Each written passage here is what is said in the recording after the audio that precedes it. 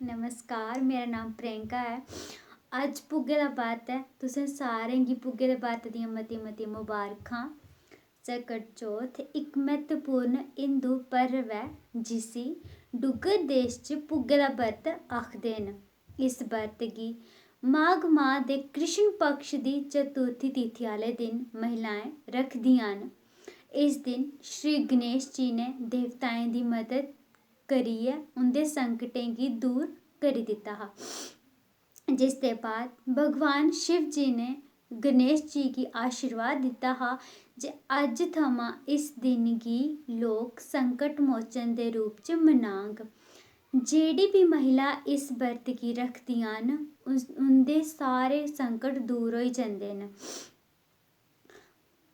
भुग्गे दा बरत श्री गणेश जी दे पूजन ते उं'दे ध्यान ताईं कीता जंदा ऐ।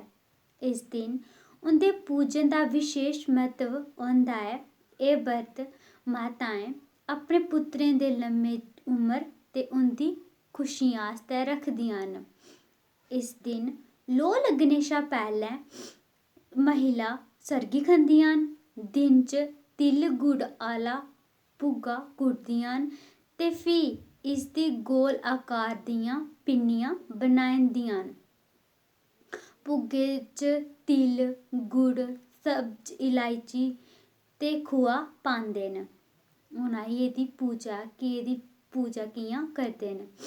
पूजा च श्री गणेश जी गी द्रुब्ब भुग्गा साबूत गन्ना साबूत पत्तें आह्ली मूली ते लड्डू चाढ़दे न।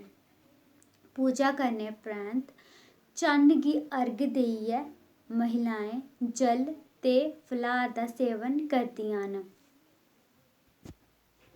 हून आई एह्दी क्हानी कि इस बरत दी केह् क्हानी ऐ। इक पुरानी धार्मिक कथा दे अनुसार सत्यवादी राजा हरिश्चंद्र दे राज च इक कुमार रौंह्दा हा। इक बारी उसने मिट्टी दे भांडे बनाइयै भट्टी च पकाने ताईं रक्खे पर बड़ी देर तक्कर भट्टी भखेआ नेईं। बार बार नुकसान होंदे दिक्खियै कुमार इक तांत्रिक कोल गेआ ते उसने तांत्रिक शा मदद मंगी। तांत्रिक ने उस्सी इक निक्के जागत दी बलि देने दी सलाह् दित्ती।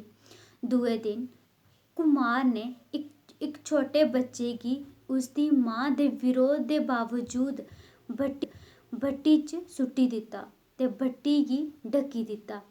उस दिन संकट चतुर्थी ही। जागत दी मां दा कोई बश निं चलेआ ते ओह् रोंदे रोंदे अपने जागत दे प्राण दी रक्षा लेई भगवान गणेश दे अग्गें सच्चे मनै कन्नै प्रार्थना करन लगी। कुमार दुए दिन बर्तनें गी दिक्खने गेआ ते उस्सी सारे बर्तन पक्के दे मिले। जागते गी जिंदा ते सुरक्षित दिक्खियै उस्सी बड़ा चंभा लग्गेआ। ओह् उस घटना शा बड़ा डरी गेआ ते उसने राजा गी पूरी क्हानी सनाई। राजा गी कुमार दे तांत्रिक दी जागत दी बलि देने आह्ली नीच हरकत उप्पर बड़ा रोह् चढ़ेआ ते उसने दोनें गी सजा दे तौर पर जेल च भेजी दित्ता। राजा ने बच्चे ते उसदी मां गी दरबार च बुलाया ते उं'दा आदर सत्कार कीता। मां ने राजा गी विघ्नहर्ता गणेश ते संकट गी दूर करने आह्ली संकट चौथ दी महिमा दा गुणगान सनाया। तदूं शा महिलां अपनी संतान दी कुशलता ते सौभाग्य ताईं सकट चौथ दा व्रत रखदियां न। पैह्लें जनानियां छड़ियां मुड़ें आस्तै गै एह् भुग्गे दा बरत रखदियां हियां पर अज्ज कुड़ी ते मुड़े दौनें आस्तै भुग्गे दा बरत रखदियां न। मुड़ें आस्तै गन्ना मनसेआ जंदा ऐ ते कुड़ी आस्तै मूली मनसी जंदी ऐ। धन्नवाद।